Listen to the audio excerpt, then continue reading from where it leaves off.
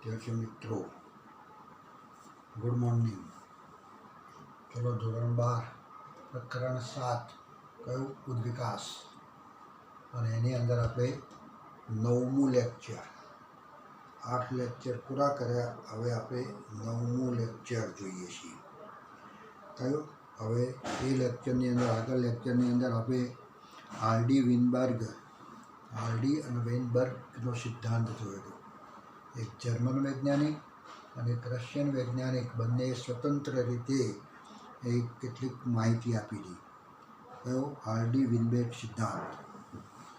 અને એની અંદર એ જે સિદ્ધાંત જે કંઈ રજૂ કર્યો, કેવો સિદ્ધાંત રજૂ કર્યો હતો તો આપણને ખ્યાલ છે, P+Q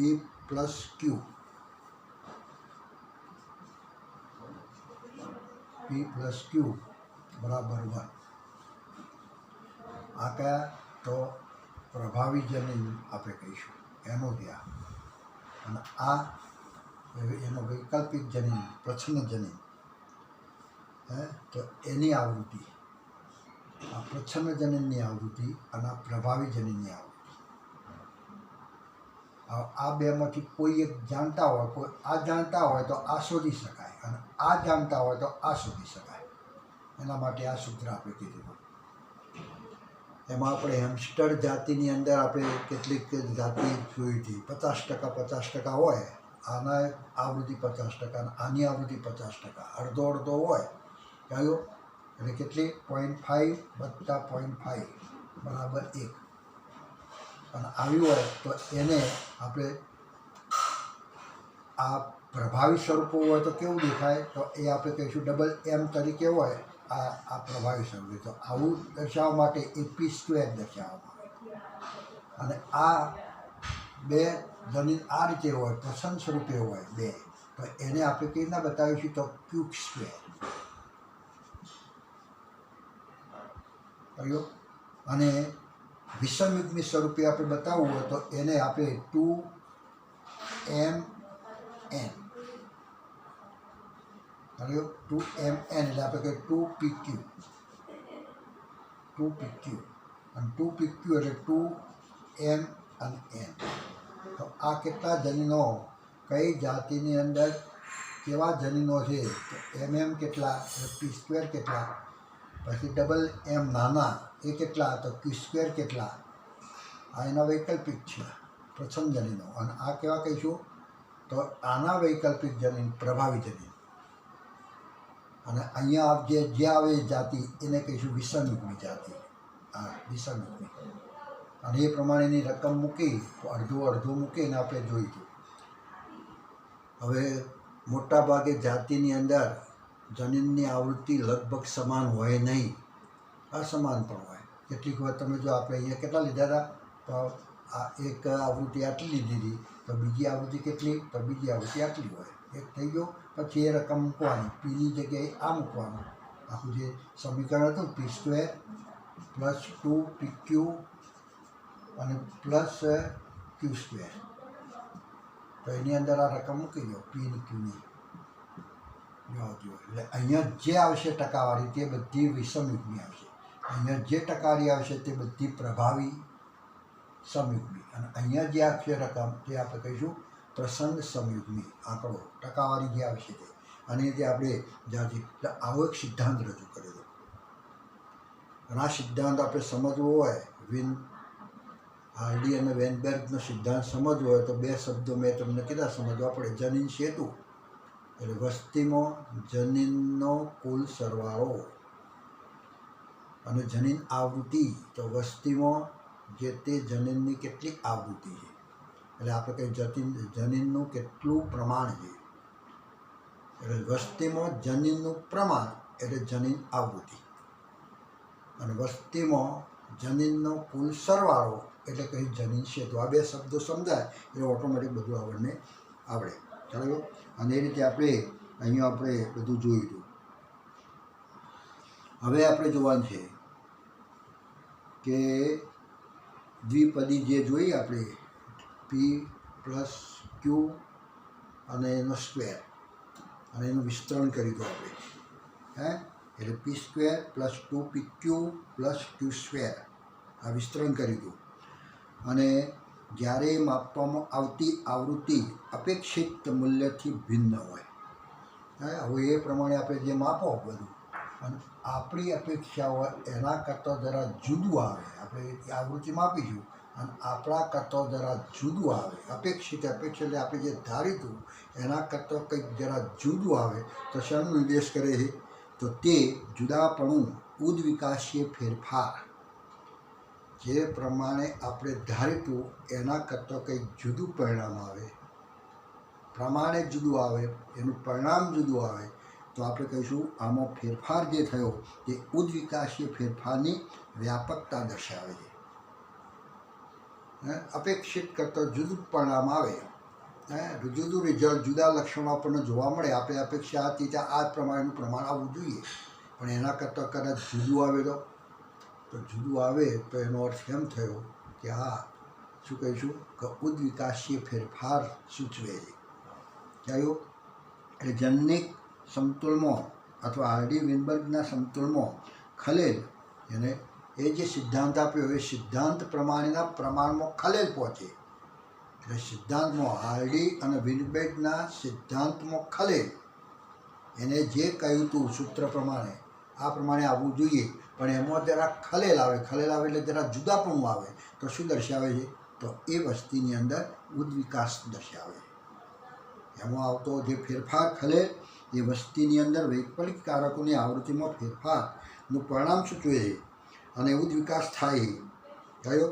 અને આવો ઉદ્વિકાસ માટે હાર્ડી અને વિનબર્ગે 5 ઘટકો વાત કરી કે આ 5 ઘટકોના કારણે જનીનમાં ફેરફાર થઈ અને ઉદ્વિકાસ થતો જોવા મળે, લક્ષણોમાં ફેરફાર આવે.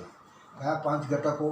તો હાર્ડી અને વિનબર્ગના કહેવા પ્રમાણે 5 ઘટકો કયા જે ફેરફાર લાવે છે લક્ષણોમાં, સંતુલનની અસર કરતા છે? એટલે હાર્ડી અને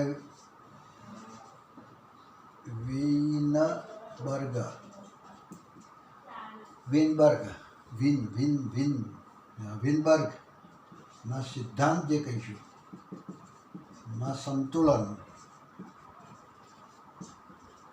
ને અસર કરતા ઘટકો કયા? તો 5 ઘટકો છે. એના સૂત્રની અંદર રકમ મુક્તો જે કંઈ આવે ને તો એના ઉપર અસર કરતા 5 ઘટકો છે. તો એના અને અસરકર્તા તરીકે ઓળખવામાં આવે તો તેઓ એક તો આપણે કહીશું 5 ઘટકો, તો એક તો આપણે કહીએ જનીન સ્થળાંતર,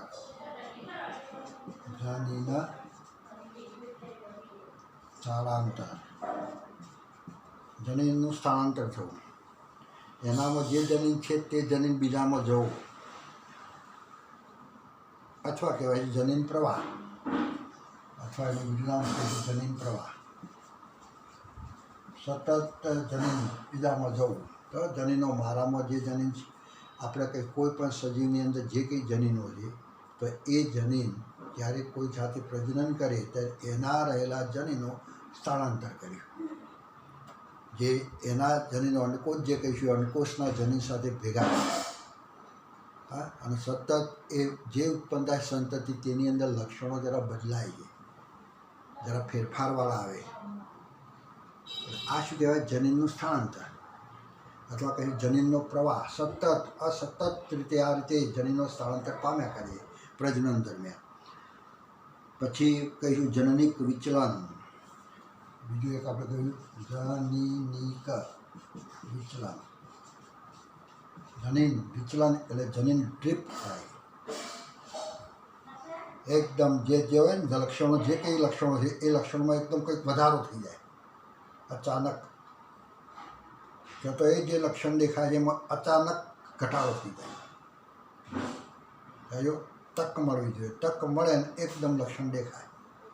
સામાન્ય રીતે જેવા બાળકો જન્મે છે બધા સામાન્ય રીતે માણસ જેવા જન્મે છે, પણ એવી કોઈ તક મળી જાય જનીનોના કારણે, એવી કોઈ તક મળી જાય, જનીનની અંદર એવી કોઈ તક મળી જાય કે જેના કારણે પ્રભાવિત થઈ ગયા અને પૂંછડાવાળું બાળક આવે. આપણા બાપ દાદાઓ પૂંછડું ધરાવતા અને એ જનીન પડી ગયેલું છે, જે કોઈ જગ્યાએ માથું ઉચકતું નથી, પણ કેટલાકની પ્રસૂતિ દરમિયાન બાળક જે જન્મે છે તો એ બાળકની અંદર એ પ્રભાવી થઈ ગયું, તક મળી, એ જનીનને જરા તક મળી, અને તક મળી એટલે જરા પ્રભાવિત થઈ ગયું. પ્રભાવિત થઈ ગયું એટલે આપણને પૂંછડીવાળું લક્ષણ દેખાય. તો આ જનીન શું થયું? તો જનીન ડ્રિફ્ટ થયું. ડ્રિફ્ટ, જેમ લાઇટ ચાલુ જ છે હાલ, જે લાઇટ ચાલુ છે એમાં તમે જો કરંટ થોડો આમ ઘટે તો હા, કાં તો કરંટ થોડો વધે તો, જો વધે તો તરત થોડું અજવાળું દેખાય, અને ઘટે તો તરત અજવાળું ઘટે. એટલે કરંટમાં તક મળે. કરંટની વધઘટના કારણે અજવાળામાં પણ વધઘટ થાય કે ન થાય. તો એ તે અહીંયા જનીનોની તક મળે છે, અને તકના કારણે એ લક્ષણ દેખાય, અને તક ના મળે તો એ લક્ષણ ના દેખાય. અને આ જે જનીનનું અચાનક આવી જવું અને અચાનક ઘટી જવું, અને એ પ્રમાણમાં જે ફેરફાર છે એટલે કે જનીન ડ્રિફ્ટ, જનીન વિચલન. તો આ જનીન વિચલન પછી ત્રીજું છે વિકૃતિ.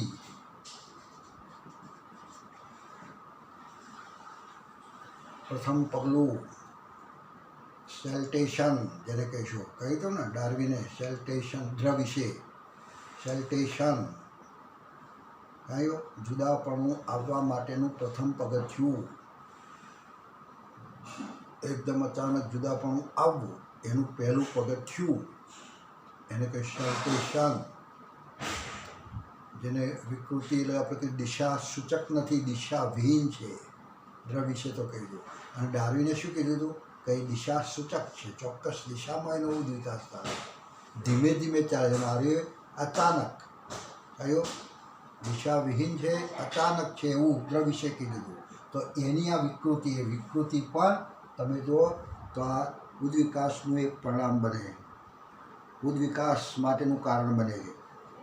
પછી જનીન પુનઃસંયોજન. જનીન પુનઃસંયોજન. જનીન પુનઃસંયોજન શું છે? તો જે કંઈ સંયોજાયેલા જનીનો છે તો તેમાં જરા ફેરફાર થવો. જે કંઈ જનીનો નક્કી થયેલા છે પણ પ્રજનન કોષોના નિર્માણ વ્યક્તિએ વ્યતિકરણ થાય, અને એ પ્રજનન કોષોમાં રહેલા જનીનો બદલાઈ જાય છે. આપણે કહેતા હતા કે આવી રીતના ગોઠવણી હોય જનીનોની, આ એ અને આ બી, અને એનો સંયુગ્મ એ અને અહીંયા બી. આ સંયોજન છે. પણ આના નિર્માણ વખતે પ્રજનન કોષોનું નિર્માણ થાય ને તો તે વખતે તમે જુઓ તો બે પ્રજનન કોષો બને તો વચ્ચે અહીંયા વ્યતિકરણ થાય. વ્યતિકરણ થવું એટલે શું? કે જે વખતે આ બે જુદામ પડવા જાય છે તો તે વખતે આ બી જનીન છે એ અહીંયા જતો રહે છે, અને આ જનીન છે અહીંયા આવે છે. જેના કારણે બે જનીનો, બે રંગસૂત્રો જે બનશે અથવા બે પ્રજનન કોષો જે બનશે તે એક આવું બનશે અને એક આવું બનશે, એક આવું બનશે અને એક આવું બનશે. આ શું થયું? તો પુનઃસંયોજન. જનીનનું સંયોજન છે. આ જેમ છે ને આ સંયોજન છે. અહીંયા આના ઉપર આ બે, આના ઉપર આ બે. આ શું કહેવાય? પ્રભાવી છે, પ્રસન્ન છે. આ સંયોજન છે. પણ એમાંથી જ્યારે પ્રજનન કોષો બને તે વખતે જનીનો આઘા પાછા થાય, ફેરબદલી થાય છે. આના ઉપરથી આના ઉપર, આના ઉપરથી આના પર થાય છે, કે ત્યારે એને કહેવાય વ્યતિકરણ. અને એના કારણે નવા પ્રજનન કોષો નિર્માણ પામે છે. અને આવા પ્રજનન કોષોથી જે સંતતિ બનશે તે અલગ લક્ષણોવાળી બનશે, અને એને આપણે કહીશું જનીનનું પુનઃસંયોજન. જનીનની આ પ્રમાણે ગોઠવણી હોય તો એ જનીનની ગોઠવણી કહીશું ટ્રાન્સ ગોઠવણી. અને આ પ્રમાણે હોય સમાંતર ગોઠવણી હોય તો એને કહીશું શીશ ગોઠવણી, અને શીશ ગોઠવણી. અને આપણે ટ્રાન્સ ગોઠવણી, ટ્રાન્સ ગોઠવણી.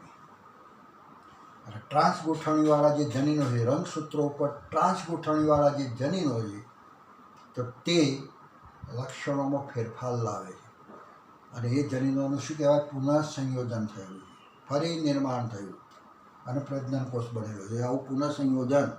અને આ બધું પછી જે કંઈ લક્ષણ આવે તે લક્ષણ કુદરતની અંદર, વાતાવરણની અંદર પ્રસન્ન પડવું, એટલે પ્રાકૃતિક પ્રસંગી. પ્રાકૃતિક પ્રસંદગી. પ્રાકૃતિક પ્રસંદગી. પ્રાકૃતિક પ્રસંદગી. તો આટલા 5 ઘટકો જે આ હાર્ડી અને વિનબર્ગનું જે સૂત્ર આપ્યું હતું, સિદ્ધાંત જે રજૂ કર્યો હતો, કયો તો તેને અસર કરે છે કે જેના કારણે લક્ષણોમાં જરા ફેરફાર આવે છે. અને એ ફેરફાર જે આવે છે તે શાનું સૂચન છે? તો એનું આપણે કહીશું ઉદ્વિકાસનું સૂચન કરે છે. કયો એટલે હાર્ડી અને સિદ્ધાંતની અંદર આપણે ખલેલ એના સિદ્ધાંતમાં જરાક એના સંતુલનની અંદર જરાક ખલેલ આવે તો એટલે લક્ષણોમાં જરા ફેરફાર આવે તો તે આપણે કહીશું ઉદ્વિકાસીય ફેરફારને વ્યાપક એટલે ઉદ્વિકાસ થયો છે એમ કહેવું તો કહી શકાય. તો હવે 5 ઘટકો આપણે ધ્યાન રાખીશું. એટલે અહીંયા પહેલાં આપણે સ્થળાંતર કોને કહીશું? તો જ્યારે વસ્તીના કોઈ પણ ભાગનું અન્ય ભાગની વસ્તીમાં સ્થળાંતર થાય. કોઈક વસ્તી છે અહીંયા, હવે આમાંથી કોઈ એક સભ્ય ખસી ગયો અને બીજા જતો રહે, બીજું જે ટોળું છે, બીજી જે જાતિ છે એ જાતિમાં જ રહીને રહેવા માંડે. આ ટોળામાં તો ત્યાં સુધી એના જે જનીનો હતા એના જ જનીનો રહેતા હતા. પેલા ટોળાની અંદર એના જનીનો રહેતા હતા. પણ આ જનીનો ધરાવતું કોઈ એક પ્રાણી નર ખસી અને ત્યાં જાય, લાંબા સમય સુધી ત્યાં રહે અને ત્યાં વળી પાછું પ્રજનન કરે. ત્યારે એનામાં રહેલા જે જનીનો હતા એ વળી પાછા જે ગાય હોય તો ગાયના માદા ગાયની અંદર એ અંડકોષમાં જવાના. એના દ્વારા જે બચ્ચું ઉત્પન્ન થવાનું એ બચ્ચું કયું થવાનું? તો તે જાતિના લક્ષણો હશે. અને આ બાજુની જે જાતિના જે હતા, આ ટોળાની વસ્તી જે હતી એ વસ્તીના લક્ષણો એમાં આવવાના. આ શું થયું? જનીન સ્થળાંતર થયું. આ જાતિમાંથી જનીન આ જાતિમાં ગયું પ્રજનન દ્વારા, ફલન દ્વારા. તો આને કહ્યું જનીન સ્થળાંતર. જ્યારે મૂળભૂત અને નવી વસ્તીની જનીન આવૃત્તિમાં ફેરફાર પામે, નવા જનીનો વૈકલ્પિક કારકો નવી વસ્તીમાં ઉમેરાય અને જૂની વસ્તીમાંથી એ દૂર થતા જાય. નવા અહીંથી આ ટોળું ગયું, ટોળામાંથી એક ગાય ગઈ, આખલો, તો આખલો ગયો તો એના જનીનો એ ગાયો સાથે પ્રજનન કરશે. એટલે જેટલામાં પ્રજનન કરશે એટલામાં તમે જુઓ તો એટલામાં જનીનો બદલાઈ જવાના. એટલે એના જે જૂના જનીનો છે એ થોડા ખસી જાય અને આના દ્વારા આવેલા નવા જનીનો સ્થાન પાર કરે. અને એટલા બધા નવા જનીનો આવી જાય કે જેના કારણે લક્ષણો પણ બદલી જાય. અને એના કારણે આપણે કહીશું એક નવી જાતિનું નિર્માણ થયું, ઉદ્વિકાસ થયો એમ કહેવું તો કહી શકાય. આને કહે જનીન સ્થળાંતર, ક્યાં તો એને કહીશું જનીન પ્રવાહ. આમાંથી આમાં પ્રવાહ ગયો. સમાન ફેરફારો જો તક દ્વારા પ્રાપ્ત થાય, એ કંઈ ફેરફારો થાય છે સમાન ફેરફારો અને તક દ્વારા એટલે કે એકદમ એ જનીન દ્વારા સીધું જ માથું ઉચકે ને સીધા દેખાય થાય તો તે જનનિક વિચલન કહેવાય. ત્યાં જવું અને પ્રભાવિત થવું. પ્રભાવિત થવું એટલે તક મળી કહેવાય. શું કહેવાય?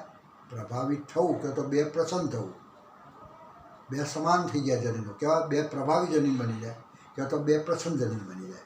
જો બે પ્રસન્ન જનીનો ભેગા થાય તો પણ એનું લક્ષણ દેખાય, અને બે પ્રભાવી ભેગા થાય તો પણ એનું અભિવ્યક્તિ જોવા મળે. બે એમ કેપિટલ ભેગા થાય તો તક મળી. આ શું કહેવાય? આ તક મળી. અને આવી તક મળી એટલે એ લક્ષણ દેખાય ફેરફાર. અને બે પ્રસન્ન ભેગા થાય તો એને પણ તક મળી. સમાન લક્ષણો ભેગા થાય અને તક મળી. અને આવી તક મળવી એને કહીશું કોઈ પણ જનીનને પ્રભાવી કે તો પ્રસન્ન સમાન લક્ષણોની તક મળે.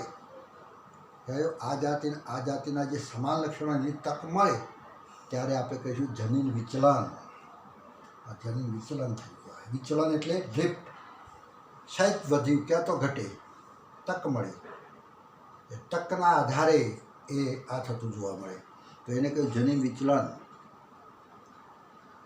કહેવાયું એને જનીન વિચલન. કેટલીક વાર નવી જે વસ્તી છે એના વૈકલ્પિક કારકોની આવૃત્તિમાં ખૂબ જ મોટો ફેરફાર હોય તો તે ભિન્ન જાતિ તરીકે વિકસે. આવો ફેરફાર કેવો આવે? તક મળે અને મોટો ફેરફાર જોવા મળે અને મોટો લક્ષણોમાં ફેરફાર જોવા મળે તો તે નવી જાતિમાં વિકસે છે. એ નવી જાતિ તરીકે વિકસે છે. એટલે મૂળભૂત વિચલિત વસ્તી એટલે મૂળભૂત જે હતી, મૂળભૂત વસ્તી જે હતી, ખ્યાલ ગયો, આપણે અહીંયાથી અહીંયા ગયું જનીન, ખ્યાલ તો એના જે મૂળભૂત જે જનીનો હતા, એ મૂળભૂત જે જનીન હતા એ વસ્તી એનો સ્થાપક કહેવાય. આ નવા ટોળામાં આખલો ગયો અને તે લક્ષણો જે નવા આવ્યા, પણ એ નવા લક્ષણો ક્યાંથી આવ્યા? તો મૂળભૂત વસ્તી જે હતી ને એમ ટોળું એમાંથી આવ્યા. એટલા માટે આ નવા લક્ષણો લાવવા માટેનો સ્થાપક કોણ? સ્થાપક એટલે આ રજૂ કરનાર કોણ છે? તો આપણે કહીશું જૂની મૂળભૂત વસ્તી. આ બાજુનું ટોળું જે છે એમાંથી આખરો ત્યાં ગયો, એના લક્ષણો ત્યાં પ્રજનન કરવાના કારણે એ જનતતિ જે ઉત્પન્ન થઈ એમાં લક્ષણો નવા આવ્યા. તક એ પાછી મળી, વચ્ચે જનીન વિચલન થયું અને વિચલનના કારણે તક મળી, તકના કારણે લક્ષણ બદલાઈ ગયું અને એટલું બધું બદલાઈ ગયું કે જે નવી જાતિ તરીકે વિકાસ પામ્યું. તો આ નવી જાતિ જે મળી એનો સ્થાપક કોણ છે? તો આ છે સ્થાપક. આ ટોળામાંથી એક ગાય આખલો ગયો એટલે આને કહેવાય એક સ્થાપક તરીકે કહીશું. એને શું કહીશું? એ સ્થાપક છે. અને આ અસરને શું કહેવાય? તો આ અસરને કહીશું સ્થાપક અસર. સ્થાપના એને કરી, સ્થાપક અસર કહીશું. બીજા ટોળામાંથી આવે તો બીજા ટોળાની જે ગાય આખલો આ બાજુ આવ્યો હોય તો એ સ્થાપક અસર કહેવાય. જેમાંથી જે જાય તે સ્થાપક અસર કયો? એ સ્થાપક અસર કહીશું. આ સ્થાપક બને અને આ અસરને સ્થાપક અસર કહે છે. આ વિચલન થયું, વિચલનના કારણે સ્થાપક અસર. આ શબ્દ યાદ આવે, સ્થાપક અસર કયો? આ બે ટોળો આપણે કીધો ને, આમાં બધી ગાયોનું, આ ગાયો છે નાખલા હોય, ગાયો નાખલા, આ એક જાતિ, અને આની અંદર પણ ગાયો નાખલાના બધું છે અંદર, ખ્યાલ ગયો? તો આ બીજી જાતિ.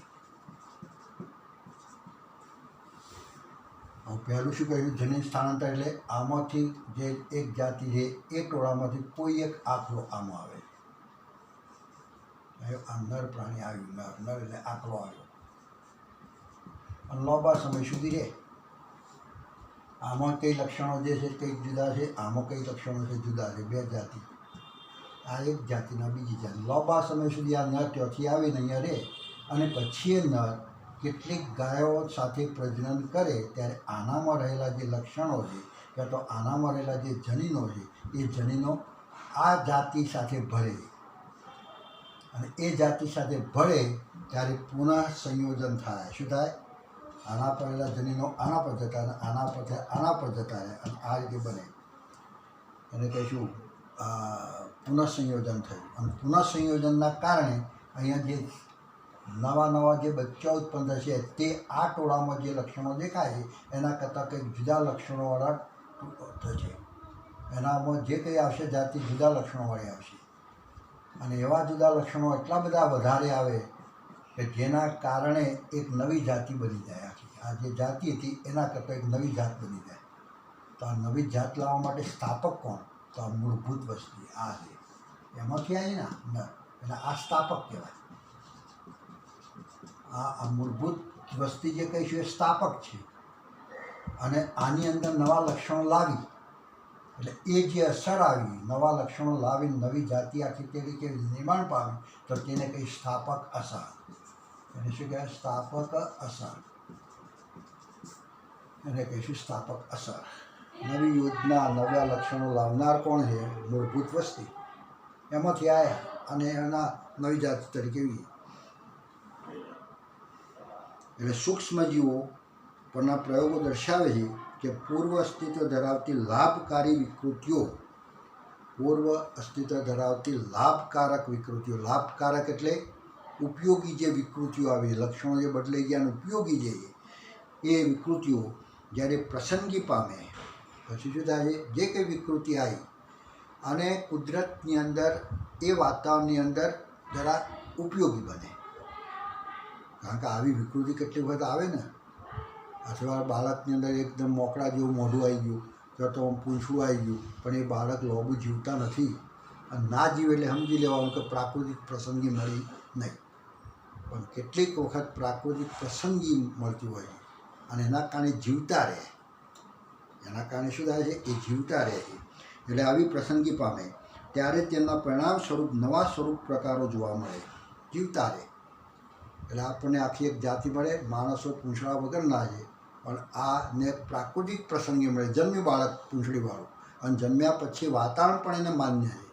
વાતાવરણમાં પણ એ અનુકૂળ થઈ ગયું, અને વાતાવરણનો પણ સારી રીતે એનો ઉપયોગ કરવા મળ્યો. એ લક્ષણો દ્વારા વાતાવરણનો પણ એનો સારો ઉપયોગ કર્યો, અને એવું અનુકૂળ જ થઈ ગયું. અને એના કારણે વૃદ્ધિ પામી, મોટું થયું, ચિરંજીવી બને. અને બન્યા પછી વળી પાછું પુખ્ત થાય ત્યારે એ પણ પ્રજનન કરે. કયો? અને પ્રજનન કરે ત્યારે એ જે બાળક ઉત્પન્ન થશે એનો, તો એમાં પણ પૂંછડો આવશે. તો આખી એક માણસ કરતો એક નવી જાતિ તૈયાર થઈ કે ના થઈ? તો આવો મોટો ફેરફાર થાય અને નવા સ્વરૂપો જોવા મળે. અને કેટલીક પેઢીઓ પછી તે જાતિ નિર્માણમાં પણ આવે, પછી એક નવી જાતિનું નિર્માણ થયું. કેટલીય પેઢીઓ પછી તમે જો આખી એક નવી જાતિ તૈયાર થઈ જાય. એટલે પ્રાકૃતિક પ્રસંગી પ્રક્રિયા છે. પ્રાકૃતિક પ્રસંગી છે ને પ્રક્રિયા છે. પ્રક્રિયા એટલે કુદરતમાં માન્ય, કુદરતની અંદર ચિરંજીવી, અને જે લક્ષણોનો ઉપયોગ કરી અને વાતાવરણમાં અનુકૂલિત જે થાય તે આપણે કહીશું પ્રાકૃતિક પ્રસંગી પામી કહેવાય. જેમાં વારસાગમન થઈ શકે તેવી ભિન્નતાઓ જીવનને ટકાવી શકે છે. એટલે એમાં જે કંઈ લક્ષણો આવ્યા, જનીનો આવ્યા, અને એ પાછા વારસાગત હોય, અને બધા જનીનોનો ઉપયોગ થતો હોય, અને એ આપણને ટકાવી શકે એવા લક્ષણો કે જે આપણને જીવતા રાખે. એમ જીવંત રાખવા એટલે જીવતા રાખે. ઘણી વખત તો તમે તો એવા જનીનો આવે, પૂંછડી આવી, અને પૂંછડીના કારણે એના જનીનના કારણે પૂંછડી આવી, અને પૂંછડીના કારણે તમે તો વાતાવરણ ટકાવી જ નહીં. એટલે એ જનીનો એ વાતાવરણની અંદર અનુકૂળતા પ્રાપ્ત ના કરે, એ જનીનનો આપણે વ્યવસ્થિત ઉપયોગ ના કરી શકીએ, અને વાતાવરણમાં ઉપયોગી ના બને, આપણે ઉપયોગ ના કરી શકીએ, તો એ સજીવ ટકતો નથી, નિર્જીવ થઈ જાય છે, મરી જાય છે. એટલે જીવન ટકાવી શકે. એટલે વધુ પ્રજનનક્ષમ્ય બને. પછી એ પ્રજનનક્ષમ્ય બને, ટકે ને, એટલે વધુ પ્રજનનક્ષમ્ય બને. ધ્યાન આપો.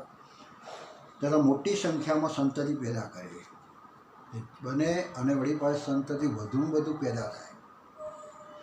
તર્ક આધારિત વિશ્લેષણ આપણને વિશ્વાસ અપાવે છે કે વિકૃતિના કારણે, અથવા જનીન પ્રવાહના કારણે, કે જનીન વિચલનના કારણે, અથવા જનીન કોષ નિર્માણ દરમિયાન પુનઃસંયોજનના કારણે સર્જાતી ભિન્નતા ભવિષ્યની પેઢીમાં જનીનોની તેમજ વૈકલ્પિક કારકોની આવૃત્તિમાં ફેરફાર પરિણમે છે. જે જન્મી, જે જીવી, તો તેની અંદર લક્ષણો જે બદલાઈ ગયા છે, તો તે એના જનીનના પ્રમાણમાં જરા ફેરફાર પ્રેરે છે. એના જનીનના પ્રમાણમાં ઘણો ફેરફાર થાય છે. અને આ ફેરફાર કોઈ મોટી વસ્તી હોય ને, જેના વસ્તી ગીચતા વધારે છે, એ જાતિની વસ્તીની ગીચતા વધારે છે, અથવા વધુ છે, મોટું છે. વસ્તી મોટી છે, મોટી એટલે એ વસ્તીની અંદર સભ્યો ઘણા બધા છે, અને એમાં આવો કોઈ ફેરફાર થાય તો એ દેખાય નહીં. કહ્યું એ આપણે શું ફેરફાર થયો એ જાજો ખ્યાલ ના આવે. પણ નાની વસ્તી હોય અને એમાં થોડો ફેરફાર થાય તો તરત દેખાય. નાની વસ્તી હોય એમાં થોડો ફેરફાર થાય તો તરત દેખાય. દાખલા કે આ લાઈટ ચાલે છે,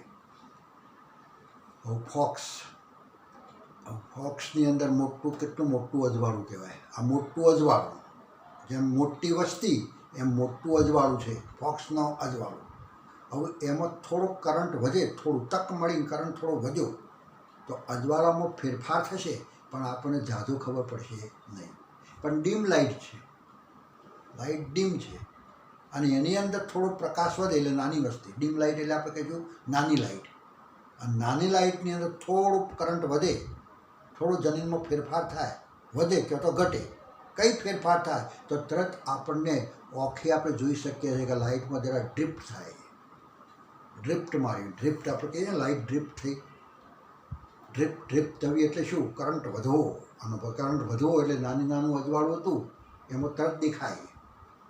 અને મોટું અજવાળું હોય તો તેની અંદર થોડું વધઘટ થાય તો આપણને અજવાળામાં કોઈ જાજો ઓખે જોઈ શકીએ તેવો ફેરફાર આપણને દેખાતો નથી. એટલે આ જે કંઈ ફેરફાર, તક મળવી અને જનીનોમાં બદલાવ આવવો, લક્ષણો બદલાવ આવવો, એ મોટી વસ્તીમાં જોઈ શકાતો નથી, ખ્યાલ નથી આવતો. જ્યારે નાની વસ્તીની અંદર દેખાય એ નાની વસ્તીની અંદર એ તરત દેખાઈ આવે ખ્યાલ એટલે જનનકોષનું નિર્માણ વૈકલ્પિક પ્રસંગી દ્વારા જોડીના જનીન સફળતા વધારે છે અને નવી વસ્તી તરીકે સ્થાપિત થાય છે. પ્રાકૃતિક પ્રસંગી સ્થિરતા પ્રાકૃતિક પ્રસંગી સ્થિરતા જેમાં ઘણા વ્યક્તિગત સજીવો સરેરાશ લક્ષણ મૂલ્ય પ્રાપ્ત કરે છે. જે દિશાકીય ફેરફાર કયો સ્થિરતા પછી દિશાકીય ફેરફાર ઘણા વ્યક્તિગત સજીવો સરેરાશ મધ્યમ લક્ષણ ધરાવે છે અથવા મૂલ્યો ઉપરાંતના મૂલ્યો પ્રાપ્ત કરે છે જે છે ને એનાથી વધુ પ્રાપ્ત કરે છે.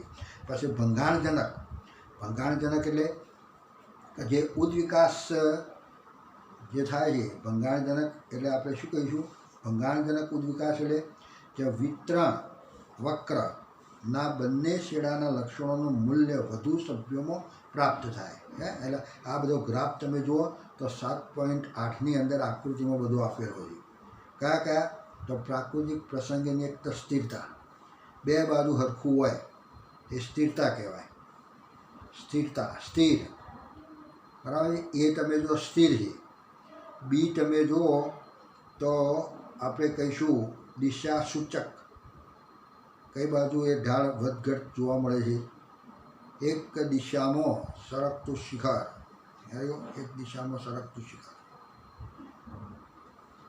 ઊંચું અને સોકડું આ ઉપર ઊંચું અને સોકડું હોય તો સ્થિરતા દર્શાવે છે અને ઉપરનું શિખર તમે જુઓ તો એક તરફ આમ ઢાળ થોડું પહોળું જોવા મળે આગળ ઉપરનો ભાગ છે ને થોડો પહોળો જોવા મળે અને બે બાજુ પર આમ કંઈને આમ વિસ્તરણ પામતું હોય તો તે સરકતું શિખર કહેવાય અને સરકતું શિખર હોય તો તેને આપણે કહીશું દિશા સૂચક. અને ત્રીજું જે તમે જુઓ તો આખું શિખર બન્યું અને વળી પાછું થોડું ઘટ્યું અને વળી પાછું શિખર બને આ શું છે તો જનીનોની અંદર વધઘટ ફેરફાર ભંગાણજનક ઉદ્વિકાસ. આ ઉદ્વિકાસ છે એકદમ આવો વિકાસ નથી ભંગાણજનક કહીશું. વળી પાછું નીકળી ગયું જમીન વળી પાછું જમીન આવી ગયું વળી પાછું નીકળી ગયું અને એમ કહીને આખા શિખરો બનતા જાય જુદા જુદા. અહીંયા બે બાજુ શિખરો બને પણ ટોચનો સોકડો ભાગ હોય તો સ્થિરતા એકદમ સોકડું હોય. ચાલો ગયો અહીંયા તમે જો તો આપણે શિખર બનાવો તો આવું વચ્ચોવચ અને આ પ્રમાણે હોય તો આ સ્થિરતા. ચાલો બીજો એક આપણે બનાવીએ આ પ્રમાણે હોય તો આ શું કહ્યું પહોળું શિખર આવું તો આપણે આને શું કહેવાય તો દિશા સૂચક ચોક્કસ દિશાની અંદર એનો ઉદ્વિકાસ છે. અને આવું હોય તો અહીંયા શિખર બન્યું અને વળી પાછું તૂટી ગયું વળી પાછું બન્યું આ પ્રમાણે બને તો એને આપણે કહીશું હા એ ના બી થયું ભંગાણ થયું કહેવાય. થયું આ બધું આપણે એ બી નહીં કહીએ પણ આની અંદર આપણે કહીશું એક શિખર અહીંયા બને અને વળી પાછું ઓછું થઈ ગયું લક્ષણ વળી પાછું લક્ષણ એ પાછું આવી ગયું અને આ પ્રમાણે થાય તો આને કહીશું ભંગાણજનક ઉદ્વિકાસ. આ દિશા સૂચક વિકાસ ઉદ્વિકાસ અને આ સ્થિર કોઈ ઉદ્વિકાસ નથી. સોકડો ઉપરનું શિખર તમે જુઓ તો ઉપરનો ભાગ સોકડો જોવા મળે તો આપણે કહીશું એ પ્રમાણે જોવા મળે ઉપરનું એટલે એ પ્રમાણે આપણે બતાવીશું. સ્વરૂપલક્ષી પ્રકારના સજીવોની વ્યક્તિગત સંખ્યા પ્રાકૃતિક પ્રસંગી દ્વારા પ્રસંગ સ્વરૂપ પ્રકાર થયો અને અહીંયા મધ્યમ કદના વ્યક્તિગત સજીવો પસંદ કરવામાં આવે છે. એટલે અહીંયા તમે જુઓ તો આ પ્રમાણે 3 જાતના ગ્રાફ આવે અને એ પ્રમાણે આપણને વક્ર જેવો આવે ગ્રાફ કેવો વક્ર જેવો ગ્રાફ આવે તો એ આપણે કહીશું ભંગાણજનક ઉદ્વિકાસ જે સ્થિતિ તરફ દોરી જાય છે. ખ્યાલ આવ્યો તો એ પ્રમાણે આખો હાર્ડી અને વિનબર્ગના સિદ્ધાંતની અંદર આપણે આટલી પૂરી માહિતી આપણે આ પ્રમાણે રાખીશું. ચાલો તો આ અને આમાં વળી પાછું નીટની અંદર આપણે જરા સમજીશું એટલે થોડું વધુ સ્પષ્ટ થશે. તો અહીંયા આપણે હાર્ડી અને વિનબર્ગ એનું કમ્પ્લેટ આ વાંચન વાંચશો અથવા ચોપડીમાં લખેલું વાંચશો અને પછી આપણે નીટની અંદર જરા જોઈશું તો જરા વધારે આપણે પાકું થઈ જાય. પણ આ સિદ્ધાંતમાં 2 શબ્દો સમજવાના જનીન સેતુ અને જનીન પ્રવાહ. આ બે સમજો એટલે જનીનમાં આગા પાછી તક મળવી, તક મળવીને દેખાવું, તક મળીને આવ થવું, એને કહ્યું જનીનિક વિચલન, જીનેટિક્સ ડ્રિફ્ટ તરીકે ઓળખવામાં. તો આટલા સુધી આપણે રાખીએ છીએ, પછી આપણે એનો જોઈશું આગળ. ચલો આવજો, થેન્ક યુ.